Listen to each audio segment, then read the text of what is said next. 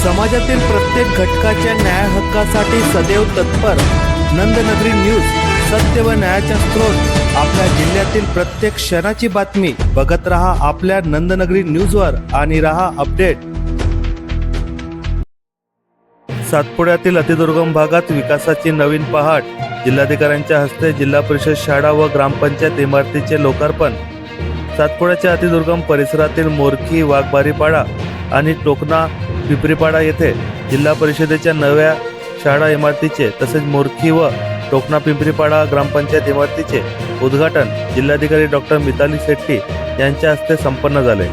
मोरखी गावात प्रथमच जिल्हाधिकाऱ्यांनी भेट दिल्याने ग्रामस्थांनी उत्साहपूर्ण स्वागत केले। संपूर्ण गावात आनंदाचे वातावरण पाहायला मिळाले। भेटीदरम्यान जिल्हाधिकाऱ्यांनी गावातील रस्ते, वीज, पाणी पुरवठा, आरोग्य सुविधा, शाळा परिसर आणि इतर विकास कामांची प्रत्यक्ष पाहणी केली।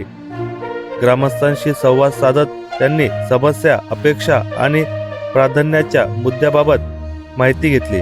सरपंचांनी गावातील विविध उपक्रमाची माहिती सादर केली।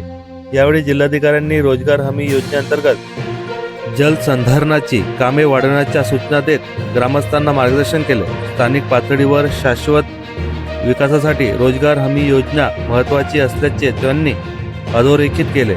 या भेटीमुळे सातपुड्याच्या दुर्गम भागातील विकासाला गती मिळेल आणि शिक्षण, प्रशासन व पायाभूत सुविधा सुधारण्याचा मार्ग आणखी मजबूत होईल, असा विश्वास ग्रामस्थांनी यावेळी व्यक्त केला।